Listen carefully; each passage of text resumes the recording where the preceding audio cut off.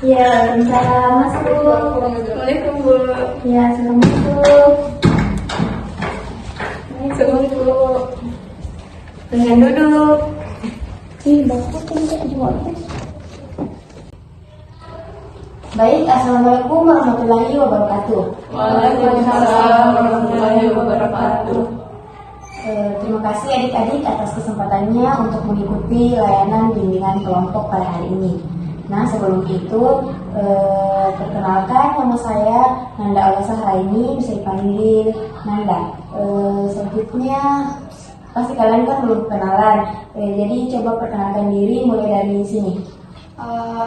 Halo teman-teman semua, perkenalkan nama saya Sore Sudirman, biasa dipanggil Awa.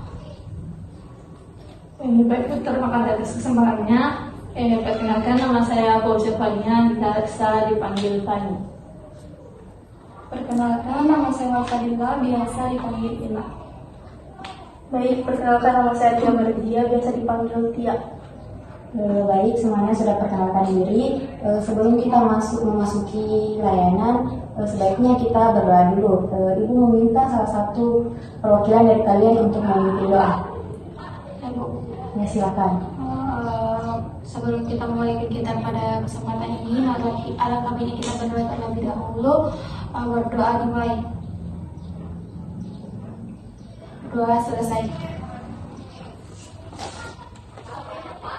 Nah, pada layanan kali ini kita akan membahas mengenai motivasi belajar. Topik kita yaitu motivasi belajar tinggi merupakan kunci sukses seorang pelajar. Nah, adapun tujuan kita melakukan bimbingan kali ini agar kalian mampu menganalisis apa itu pengertian dan fungsi motivasi belajar. Kalian mampu mengidentifikasi faktor dan penyebab kurangnya motivasi belajar, dan kalian mampu membangun motivasi belajar kalian.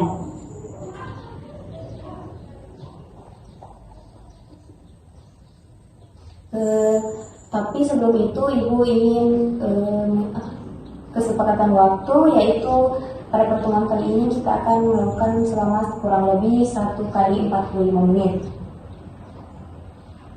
Apa kalian siap mengikuti layanan bimbingan kelompok kali ini? Siap Bu. Baik, terima kasih.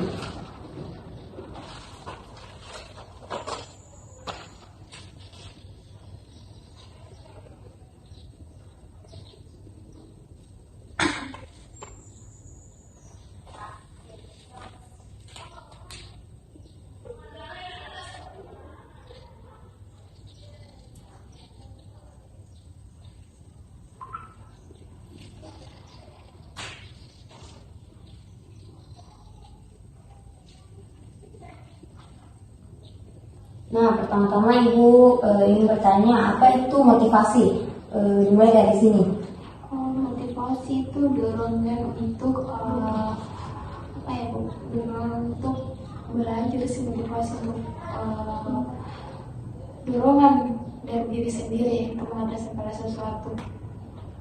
Nah, selanjutnya, Menurut saya itu untuk motivasi adalah seperti tadi dijelaskan bahwa dorongan untuk melakukan sesuatu hal dari dalam diri kita sendiri.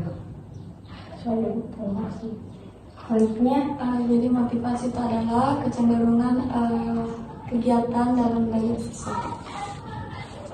Baik Bu, jadi menurut saya motivasi belajar itu adalah dorongan yang berasal baik itu dari dalam diri kita sendiri maupun dari luar diri kita, seperti misalnya lingkungan yang membuat kita semangat untuk belajar. Nah, saya setuju dengan pendapat kalian.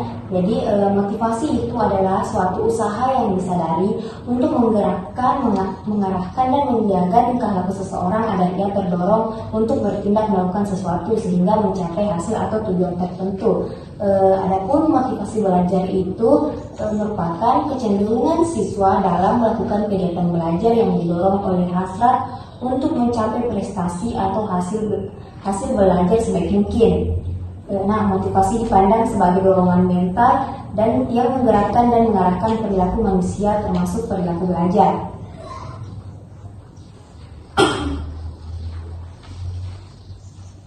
Nah, faktor apa saja yang mempengaruhi motivasi belajar siswa? Ya, silakan.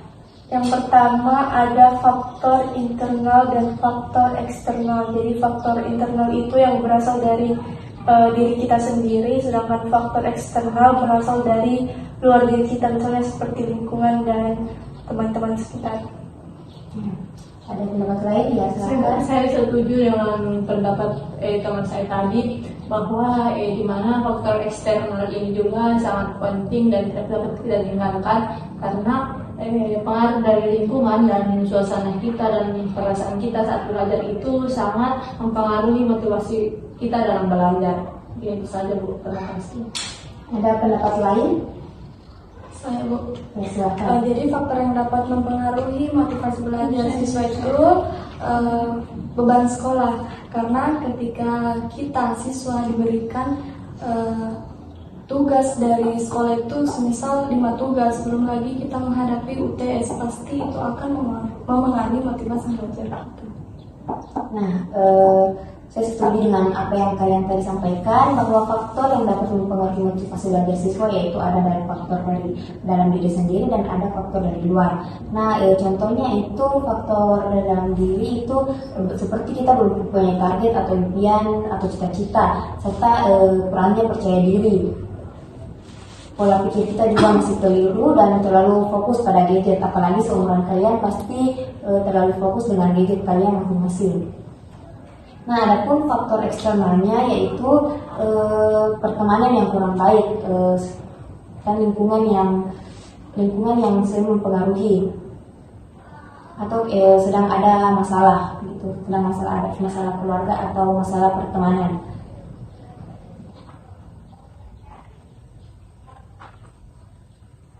Nah, selanjutnya Ibu ingin bertanya kepada kalian bagaimana cara kalian untuk meningkatkan motivasi belajar kalian. Silakan. Yang pertama itu Bu, untuk meningkatkan motivasi belajar itu apa ya Bu? Mencari kegiatan yang positif, atau kayak sekarang kan zamannya gadget. Nah, di situ kayak nonton apa yang film atau video-video apa ya Bu? Kayak video-video yang mendukung, yang memotivasi, Motivasi belajar. yang kayak seperti itu lah Bu. Ya Bu, dari saya Bu, hal yang meningkatkan motivasi belajar saya itu harus dengan suasana yang nyaman dan tenang, dan harus sesuai dengan mood saya, karena kalau tidak demikian itu saya tidak bersemangat untuk melakukan sesuatu hal. Mungkin saja Bu. Kalau saya sependapat sama teman saya tadi, Pak Siapaninya, jadi yang dapat cara yang biasa saya lakukan untuk meningkatkan motivasi belajar yaitu dengan memilih lingkungan yang baik, misalnya dengan pergi ke perpustakaan atau pergi ke studi kafe. Jadi menurut saya Bu, suasana lingkungan itu mempengaruhi sekali motivasi belajar saya. Misalkan saya memiliki tugas Bu, saya biasanya pergi sama Bu Siapania kebetulan kerja tugas di perpustakaan. Nah itu tuh bawaannya kayak lebih semangat begitu kerja tugasnya, karena kan orang-orang di sekitar kita juga terlihat kayak sibuk dan fokus dengan tugasnya masing-masing. Jadi saya juga merasa kayak termotivasi untuk tidak mau ketinggalan begitu. Jadi itu saya. Nah, itulah tadi cara meningkatkan motivasi belajar. Nah, adapun cara lain untuk meningkatkan motivasi belajar seperti membuat agenda belajar. Untuk meningkatkan motivasi belajar kita, kita pasti mempunyai target dan tujuan. Ketika pengen belajar, kita menentukan langkah untuk mencapai tujuan tersebut. Langkah-langkahnya itu seperti kita membuat rencana kegiatan harian yang kita akan lakukan. Nah, cara yang kedua yaitu cari gaya belajar yang nyaman, seperti yang tadi disampaikan oleh Atia bahwa sering kerja di perpustakaan gitu, dan belajar di lingkungan yang mendukung. Cara selanjutnya itu jangan terlalu memaksakan diri. Kita belajar jangan terlalu lama, pasti kayak stres kita kalau lama sekali juga belajar. Nah gitu. Selanjutnya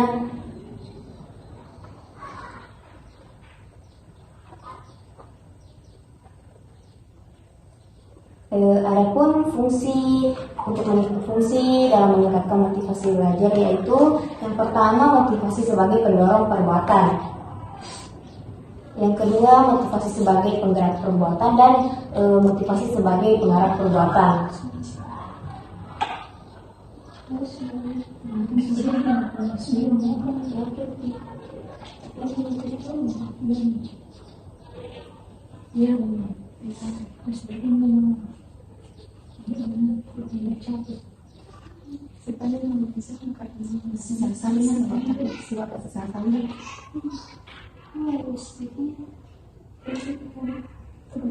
Nah, saya lihat kalian sudah ngantuk. Untuk itu saya akan memberi ice breaking terlebih dahulu. Nah, ice breaking ini kalau saya bilang halo, kalian bilang hai, tuh. Terus kalau saya bilang hai, kalian bilang halo. Terus kalau saya bilang hai, kalian bilang halo, gitu kan? Saya mengerti? Oke, kita mulai. Hai, Halo. halo. Hai. Hai. Hai.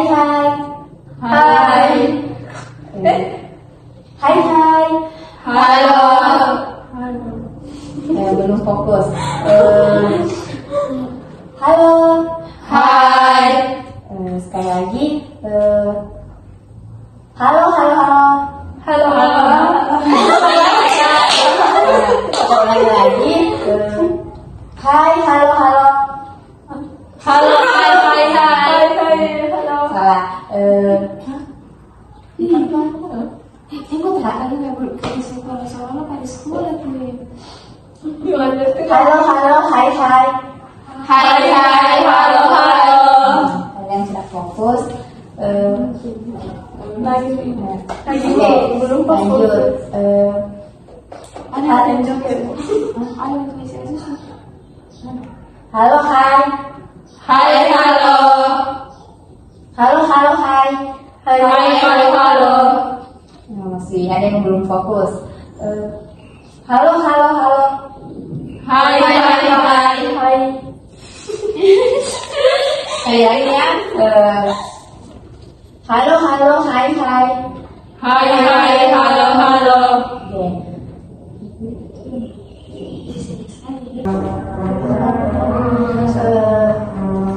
Baik, itulah tadi materi yang bisa Ibu sampaikan. Nah, selanjutnya Ibu ingin bertanya kepada kalian apa kesimpulan yang kalian dapatkan dari materi yang Ibu sampaikan tadi. Saya Bu. Silakan. Jadi kesimpulan yang dapat saya tangkap dari materi yang disampaikan itu bagaimana kita menempatkan diri kita untuk motivasi diri kita untuk terus belajar dan memberikan alasan-alasan pasti mengapa kita harus belajar dan mencapai hal yang ingin kita mau. Jadi menurut saya Bu, dengan motivasi ini kita dapat mengembangkan aktivitas dan inisiatif kita untuk mengarahkan dan memelihara keterlibatan kita dalam melakukan kegiatan belajar. Nah, selanjutnya Ibu akan membacakan sebuah kasus. Terus setelah Ibu membacakan kasus tersebut, kalian menyampaikan apa penyebab kurangnya motivasi belajar yang dialami oleh kasus tersebut. Nah, kasusnya itu ada seorang anak bernama Amira yang merupakan anak pertama dari 2 bersaudara. Ia tinggal bersama nenek dan adiknya karena orang tuanya sibuk bekerja di luar kota. Ayahnya merupakan seorang pengusaha, sedangkan ibunya seorang dokter. Keadaan ekonominya bisa dibilang sangat berkecukupan karena apapun yang Amira inginkan pasti dipenuhi oleh orang tuanya. Di sekolah, Amira sering tidur pada saat jam pelajaran berlangsung karena ketika Amira di rumah, ia sering begadang dan sering keluar bersama sepupunya hingga larut malam.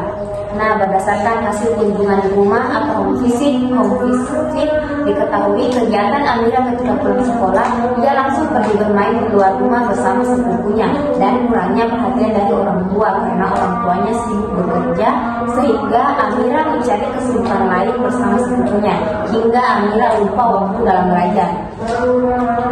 Dari contoh kasus ini, kalian menjelaskan apa penyebab kurangnya motivasi belajar Amira. Silahkan. Kalau menurut saya Bu, Amira ini di sini itu kurang dukungan dari orang tuanya karena orang tuanya ini hanya sibuk untuk mencukupi kebutuhannya, sedangkan dia tidak tahu bagaimana mentalnya ataupun apa di belakang ini Amira yang dia rasakan, karena seseorang itu kalau belajar tentunya harus mempunyai dukungan yang penuh juga atau harus ada motivasi dari lingkungannya juga. Mungkin saja. Ya, misalkan saya setuju dengan pendapat teman saya tadi, Fauzia Fahmia. Jadi menurut saya yang membuat Amira ini tidak termotivasi dalam belajar karena dia ini cuma dipenuhi kebutuhan hidupnya, tapi tidak diperhatikan oleh orang tuanya. Nah, menurut saya itulah penyebabnya kenapa ia kurang motivasi belajar, karena motivasi kita juga itu memerlukan perhatian dari orang tua, bukan hanya perhatian dari segi kebutuhan hidupnya dipenuhi atau bukan hanya sekedar uang, tapi kita juga butuh perhatian dan arahan dari orang tua. Dari Pendapat saya setuju dengan pendapat kedua teman saya, di mana Amira ini maksud saya orang tua ini sangat berpengaruh pada anaknya, karena orang tua ini harus mendukung dan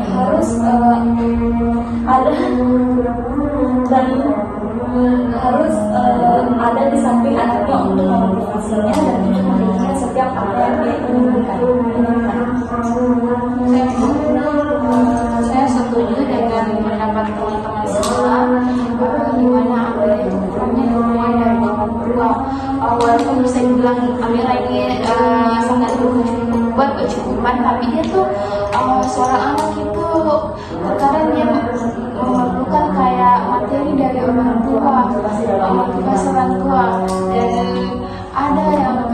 ada yang saya baca, apa nih kalau untuk apa tuh uang banyak, kayak kurangnya perhatiannya, kayak biar banyak uangnya, tapi kalau materialnya dari orang tua kurang sekali, gitu nih. Jadi anaknya tuh kayak tersesat gitu, bagaimana kurangnya motivasi, kayak mungkin kayak malas juga kalau ada jika orang tua buku begini, kayak mungkin dia gitu butuh perhatian dari orang tuanya, tapi begitu kayak terlalu lakukan kayak maunya orang tuanya tuh jadi kurang, jadi seperti itu. Nah, dari kasus ini, solusi apa yang diperlukan Amira untuk mengembalikan motivasi belajarnya?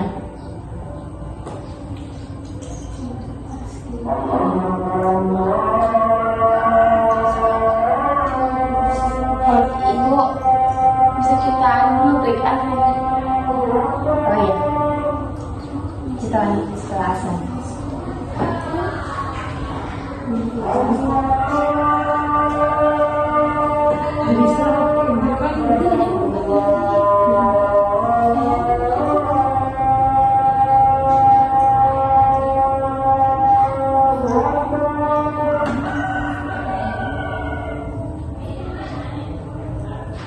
Ibu, minta izin ke toilet. Ya, silakan.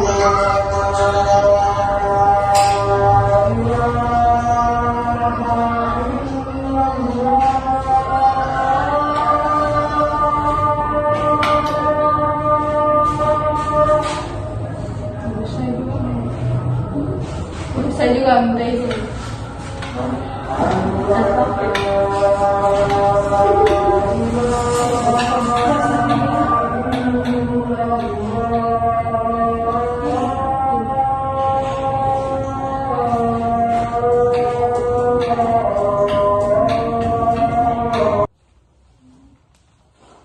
Nah, tadi kita break dulu kita akan melanjutkannya lagi. Nah, dari contoh kasus ini, solusi apa yang bisa diberikan kepada Amira? Saya Bu, Silakan. kalau menurut saya Bu, itu solusi dari kasus Amira ini di mana kita harus memberitahu bahwa kepada orang tuanya, karena orang tua di sini sangat berperan penting untuk melihat bagaimana proses pembelajaran Amira, dan Amira di sini seharusnya tidak sering begadang dan tidak terlalu sering keluar hingga larut malam karena itu yang membuatnya kecapean sampai-sampai tidak punya tenaga saat pagi hari atau saat belajar di dalam kelas. Mungkin itu saja Bu dari saya. Nah, silakan. Saya Bu, menurut saya dari kasus Amira ini, dimana dia sering lebih memilih untuk bermain dengan sepupunya dibandingkan dengan belajar. Menurut saya Bu, solusi yang sebaiknya diberikan itu sebaiknya kita memberi konseling dulu kepada si Amira. Kita tanya apa saja yang dia rasakan mengenai jikalau orang tuanya begini, kita tanya dulu apa kendalanya. Yang pertama itu Amira dulu perlu dikonseling. Setelah itu baru menurut saya dipanggil orang tuanya mengenai keadaan anaknya yang kurang perhatian dari orang tua. Itu saja.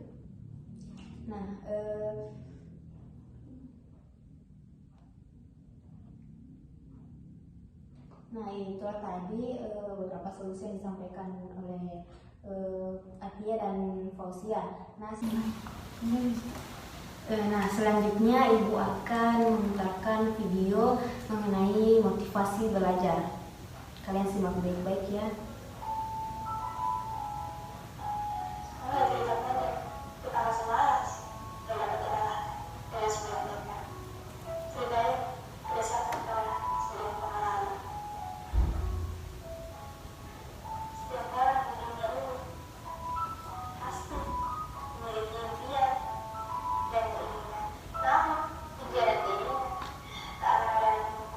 Tanpa ada dukungan, mohon untuk bertindak.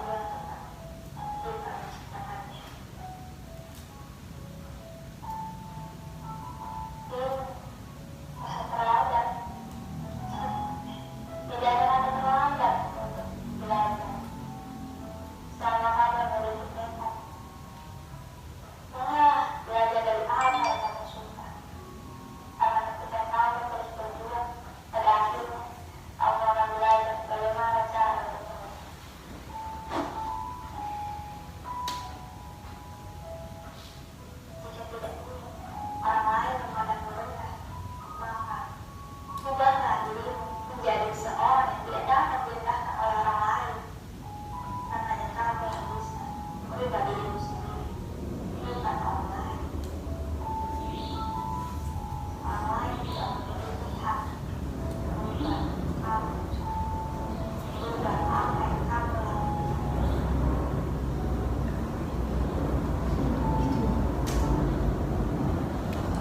dari video ini apa yang dapat kalian ambil?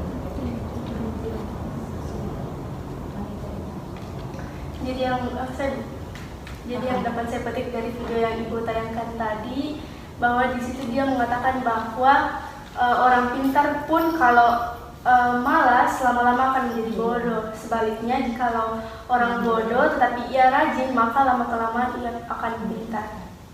Nah, itulah tadi layanan bimbingan konseling kita pada kali ini. Selanjutnya Ibu akan membagikan LKPD dan lembar penilaian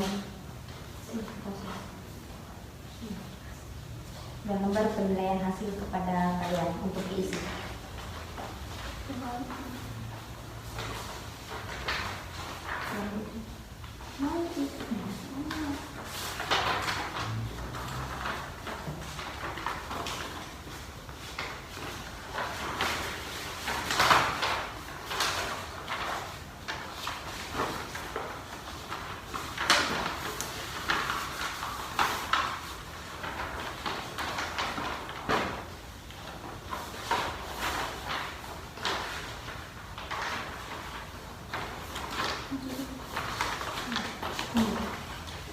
Ini ada lembar penilaian hasil yang kalian isi juga. Sebentar satu orang yang mengumpulkan lalu berikan kepada Ibu.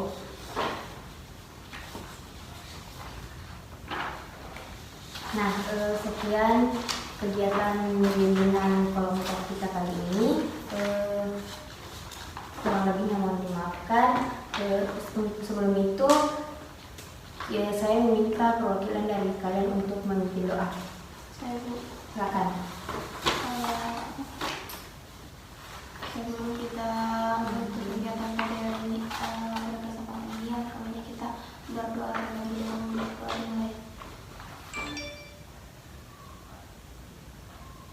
Oke, selesai. Terima kasih atas waktunya.